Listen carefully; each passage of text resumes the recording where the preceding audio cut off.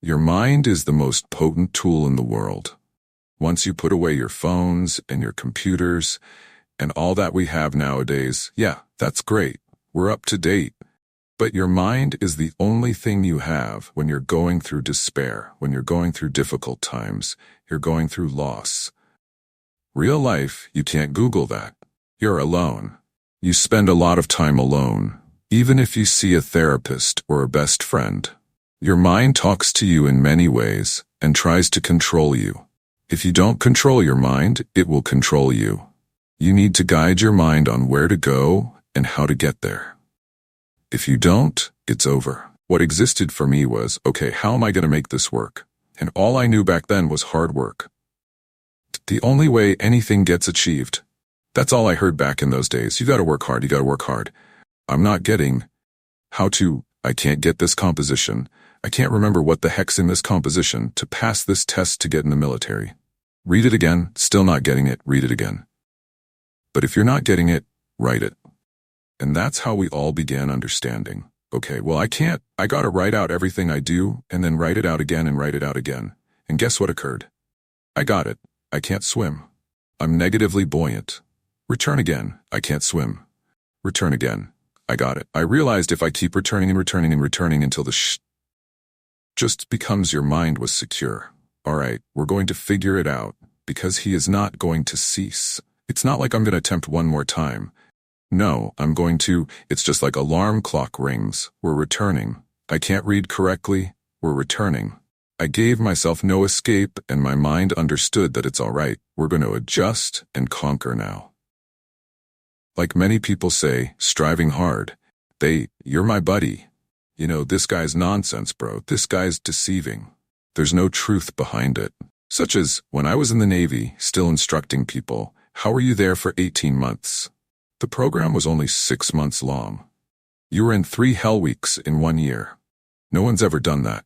How did you do that? I discussed the new standard. When I lived in a $7 a month place when I was growing up for a brief period of time, I loved it. I am not any different. That was my usual. Once we left that place, we moved to a $236 a month place. I was like, I never want to return to that little piece of. But if you go back to that $7 a month place and you realize this is where I reside, this is all I have, your mind says, Roger, this is home. So, when I was going through Navy SEAL training for 18 months and going back through all the difficult parts repeatedly, I told myself after the first time I knew it was going to be a long journey. My body was deteriorating. It was just how it was progressing. I said, you know what? This is my new normal. So my mind said, it's like going to work. Like you go to work, you put your suit and tie on. I go into suffering every day, suffering, being broken, taping my feet up, stress fracture, shin splints, being broken. This is my new normal. And your mind says, if we're not shattered, this isn't typical. We have to be shattered. So then your mind starts to get tougher and tougher and more hardened. How did you run on shattered feet, shattered shins? My mind knew this is how we function. We're in Navy SEAL training. This is what we are. I became hell. And that became my new standard. I gave myself no escape. There was nothing outside these walls of hell. Nothing. I transformed. I adore God. But for a brief period, I turned into the devil because that was torment. I transformed. I became the leader, the proprietor, the CEO of Navy SEAL training. That was my mentality. And that's how you overcome challenges. You immerse yourself, you plunge into whatever it is, you become that. You become that and give yourself no escape. I was 297 pounds and extremely overweight trying to become a Navy SEAL. The most frightening thing to me, even now, was that this could have been my entire life. I thought I was putting in a lot of effort. That's the most terrifying thing. At 297 pounds, working for Ecolab, spraying for bugs, earning $1,000 a month, I believed that was me at my full potential. A few years later, I realized I wasn't even close to that. I lost 106 pounds, finished Navy SEAL training, and did many other things. Looking back, that was me putting in a lot of effort. That's why people need to understand we have no idea what's inside us until we start trying hard. And I mean really trying hard, where you're completely focused, thinking, this is my new normal. My new normal is amazing. This isn't always enjoyable. It's not always supposed to be enjoyable. And that's when you know you're making an effort.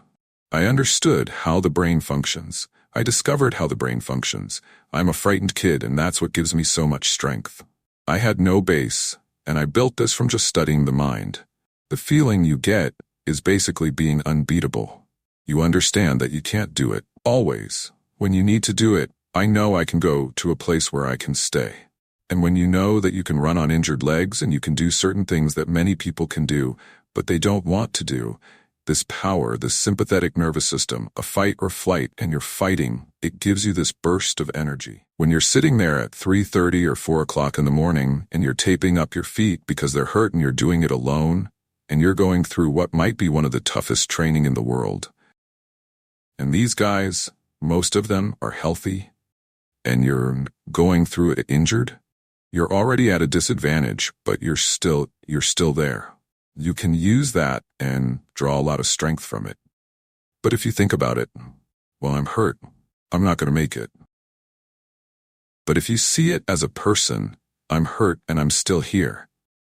And I'm fighting. I'm going to find a way to get through this. Because I have no other place to go. It gives you a lot of strength. When things start to get really, really bad, my mind and a lot of people's minds, they don't think about your dad hitting you. Your mind says, we're going to get out of here. This is awful. So anger goes away. A lot of times when you're in pain, because your mind just says, we got to run, we got to go. So that anger is not coming up saying, oh, I'm going to show them, I want to show those people. No. There has to be a much deeper, if I say deeper, it has to be down to the core. Core soil. It has to be down to that nice core soil where nothing can burn. You can't burn dirt. So it has to be that deep, something that's at the heart of your soul. But you won't find it unless you spend a lot of time with what you want to be in life. I can't give that to you, and you can't give it to someone else.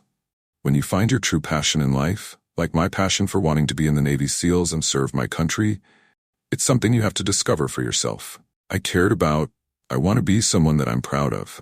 I want to look at myself in the mirror because I was so upset. That accountability mirror I talk about, I was so upset with what I saw every day. I wanted everybody to love me. And a lot of people did. I didn't love myself.